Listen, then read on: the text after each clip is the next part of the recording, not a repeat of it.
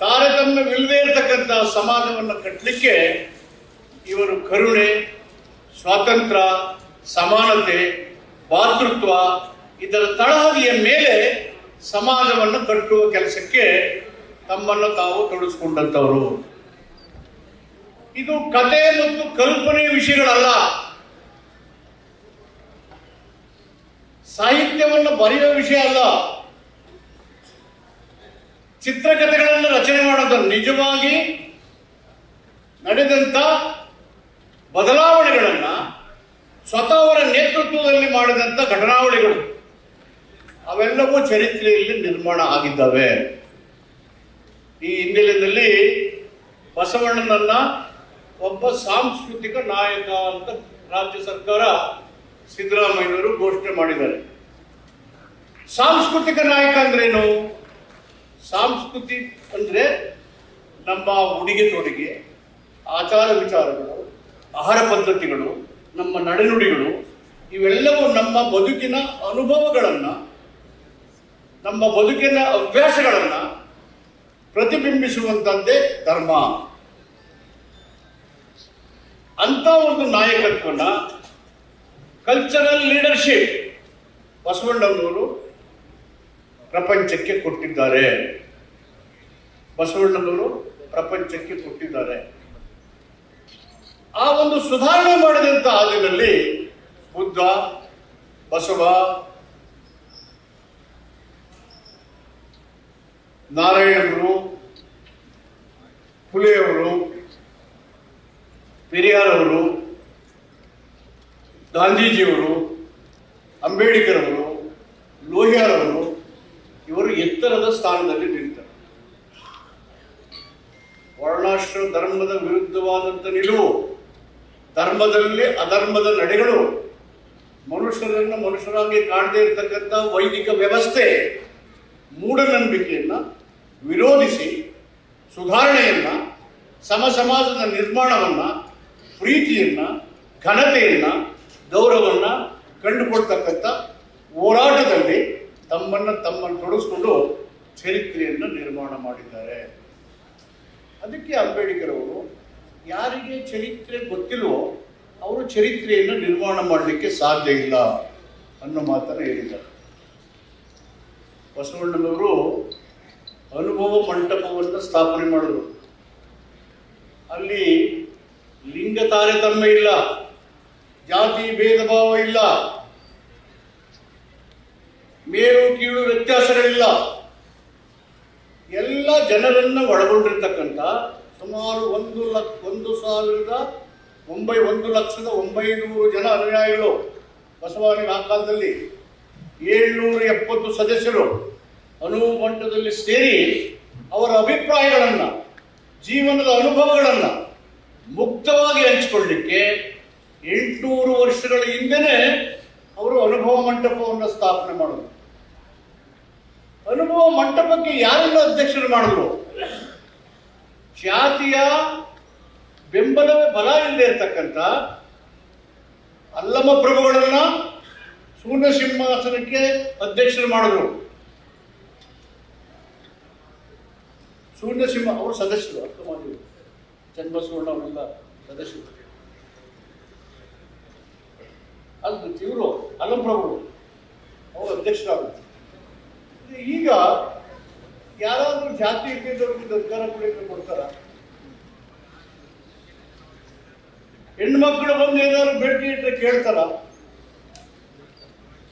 12ನೇ ಶತಮಾನದಲ್ಲೇ ಲಿಂಗ ತಾರತಮ್ಯದ ವಿರುದ್ಧವಾಗಿ ಹೋರಾಟ ಮಾಡಿದ್ರು. 2500 ವರ್ಷಗಳಿಂದ ಬುದ್ಧ ಹೆಣ್ಣು ಮಕ್ಕಳಿಗೆ ಬೌದ್ಧ ಮುಖ್ಯವಾಗಿ ಪ್ರಜಾಪ್ರಭುತ್ವ ವೇದಿಕೆಯನ್ನು ಕೊಟ್ಟರು. ಈಗ ಬಿಲ್ ಮಾಡೋಣ ಅಂತ ಹೇಳ್ತಿದ್ದಾರೆ. ಅಂಬೇಡ್ಕರ್ ಹಿಂದೂ ಕೋಡ್ ಬಿಲ್ ತಂದಾಗ ಹೆಣ್ಣು ಮಕ್ಕಳಿಗೆ ಸಮಾನ ಅವಕಾಶಗಳನ್ನ, ಸಮಾನ ವೇತನವನ್ನ, ಆಸ್ತಿ ಹಕ್ಕನ್ನ ಕೊಟ್ಟಾಗ, ಒತ್ತರ ಕಾಯ್ದೆ ತಂದಾಗ ಅದನ್ನ ಪಾರ್ಲಿಮೆಂಟ್ ಅಲ್ಲಿ ಸೋಲಿಸ್ತವ್ರು ಯಾರು? ಸತಿಯೊಡನೆ ಸಹಮಗನ ಪದ್ಧತಿಯನ್ನು ಜಾರಿ ತರ್ತಾ ಇದ್ದವ್ರು ಯಾರು? ಇದೇ ಸನಾತನವಾದ. ಅದನ್ನು ಮೆಟ್ಟಿ ನಿಂತವರು ಬಸವಣ್ಣನವರು.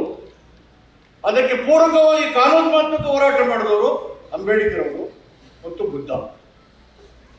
ಇಂಥ ಉದಾತ್ತವಾದಂಥ ಧೋರಣೆಗಳನ್ನು ಹೊಂದಿರತಕ್ಕಂಥ ಲಿಂಗಾಯತ ಧರ್ಮ ಎಂದಿಗೂ ಕೆಳಮಟ್ಟಕ್ಕೆ ಹೋಗ್ಲಿಕ್ಕೆ ಅವಕಾಶ ಕೊಡಕೂಡದು. ನಾವು ಕೇವಲ ಒಂದು ಜಾತಿಗೆ ಸೇರಿದವಾದಂತಲ್ಲ, ಇಡೀ ವಿಶ್ವದ ಮನುಕುಲಕ್ಕೆ ಸೇರಿದಂತಹದ್ದು. ಪ್ರೀತಿಗೆ, ಸಮಾನತೆಗೆ, ಮೂಢನಂಬಿಕೆಯ ವಿರುದ್ಧವಾದಂಥ ನಿಲುವಳಿಗೆ, ಲಿಂಗ ತಾರತಮ್ಯ ವಿರುದ್ಧವಾಗಿ, ಅಸ್ಪೃಶ್ಯತೆ ಆಚರಣೆ ವಿರುದ್ಧವಾಗಿ ಹೋರಾಟ ಮಾಡಿದಂಥ, ಚರಿತ್ರೆಯನ್ನು ನಿರ್ಮಾಣ ಮಾಡಿದಂಥ ಒಂದು ಶ್ರೇಷ್ಠ ಧರ್ಮ. ಅದಕ್ಕೆ ಅಂಬೇಡ್ಕರ್ ಅವರು ನಿಜಲಿಂಗಪ್ಪನವರು ಅವರನ್ನ ಭೇಟಿ ಮಾಡಿದಾಗ ಸುತ್ತೂರು ಶ್ರೀಮಠದಲ್ಲಿ ನಾನು ಆರೋಗ್ಯ ಮಂತ್ರಿ ಆಗಿದ್ದೆ, ನಮ್ಮ ಮುಖ್ಯಮಂತ್ರಿಗಳು ಉಪಮುಖ್ಯಮಂತ್ರಿಯಾಗಿ ಹಣಕಾಸಿನ ಸಚಿವರಾಗಿದ್ದರು, ಪೂಜ್ಯ ಗುರುಗಳಲ್ಲಿದ್ದರು. ನಾನು ಬಾಬಾ ಸಾಹೇಬ್ ಅಂಬೇಡ್ಕರ್ನ ಭೇಟಿ ಮಾಡಿದೆ. ಅವರು ಭೇಟಿ ಮಾಡಿದ ಸಂದರ್ಭದಲ್ಲಿ ಅಂಬೇಡ್ಕರ್ ಒಂದು ಮಾತು ಹೇಳಿದ್ರು, ನಿಜಲಿಂಗಪ್ಪನವ್ರೆ, ಲಿಂಗಾಯತರು ನೀವು ಎಷ್ಟು ಕೆಟ್ಟವರಾಗ್ಬಿಟ್ರಿ ಅಂದರು.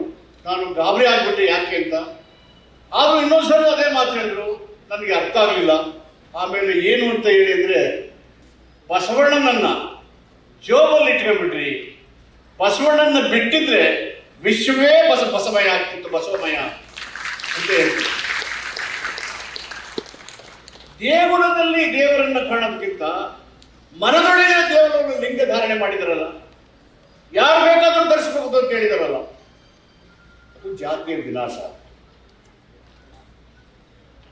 ಸಮುದಾಯಗಳು ಸಾರ್ವಜನಿಕವಾಗಿ ಬೆರೆಯುವ ಅವಕಾಶಗಳು, ಇಂಥ ದೊಡ್ಡ ಅವಕಾಶ, ಇಂಥ ದೊಡ್ಡ ಸಾಮಾಜಿಕ ಸುಧಾರಣೆ ನಮಗೆ ಲಭ್ಯವಾಗಿದ್ದಾರೆ ಅಂದರೆ ಅವರನ್ನು ಬಿಟ್ಟು ಮನುಷ್ಯರ ನಡುವಿನ ಸಂಬಂಧವನ್ನು ಬೆಸೆಯಲಿಕ್ಕೆ ಅಲ್ಲ ಯಾವ ಮಾರ್ಗ ಇದೆ?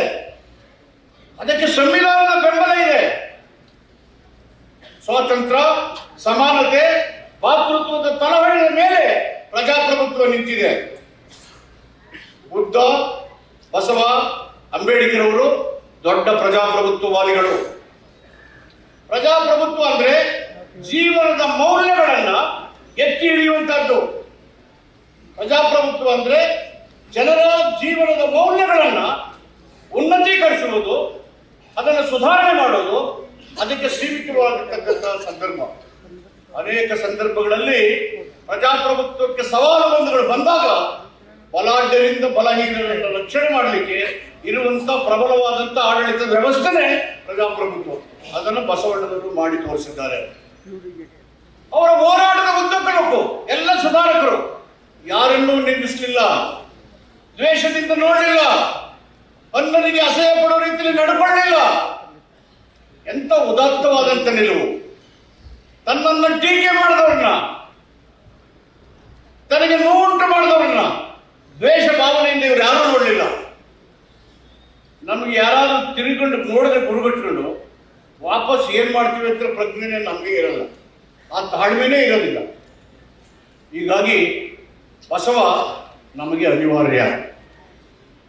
ಯಾರು ಪ್ರೀತಿಯನ್ನು ಬಯಸ್ತಾ ಇದ್ದಾರೆ, ಯಾರು ಸಮಾನತೆಯನ್ನು ಬಯಸ್ತಾರೆ, ಸಮಾಜ ನಿರ್ಮಾಣ ಆಗಬೇಕಂತಾರೆ, ವೇದಿಕಾ ಧರ್ಮ ನಮ್ಮನ್ನು ಪ್ರತ್ಯೇಕಿಸಿ ಧರ್ಮದಲ್ಲಿ ಮಾನವ ಹಕ್ಕುಗಳ ಉಲ್ಲಂಘನೆಗೆ, ಜಾತಿಯ ಪ್ರತಿಪಾದನೆಗೆ ಅವಕಾಶವನ್ನು ಕೊಡುವಂತ ಪರಿಸ್ಥಿತಿಗಳಿಗೆ ವಿರುದ್ಧವಾಗಿರ್ತಕ್ಕಂಥ ನಿಲುವುಗಳನ್ನು ಬೆಂಬಲಿಸಿ ಬಸವ ಧರ್ಮದವನ್ನ ಒಂದು ಚಳವಳಿಯಾಗಿ, ವಚನ ಚಳವಳಿಯಾಗಿ, ಧಾರ್ಮಿಕ ಚಳವಳಿಯಾಗಿ ಮತ್ತು ಸಮಾಜ ಸುಧಾರಣೆಯಾಗಿ ಬಳಸಿ ಬಸವ ತತ್ವವನ್ನ, ಲಿಂಗಾಯತ ಧರ್ಮವನ್ನ ಬಲಪಡಿಸುವುದರ ಜೊತೆಗೆ ಎಲ್ಲ ಜನರು ಲಿಂಗಾಯತ ಧರ್ಮಕ್ಕೆ ಆಕರ್ಷಿಸುವಂತೆ ಮಾಡುವಂತಹದ್ದು ಬಸವ ಅನುಯಾಯಿಗಳ ಆದ್ಯ ಕರ್ತವ್ಯ ಮತ್ತು ಜವಾಬ್ದಾರಿ.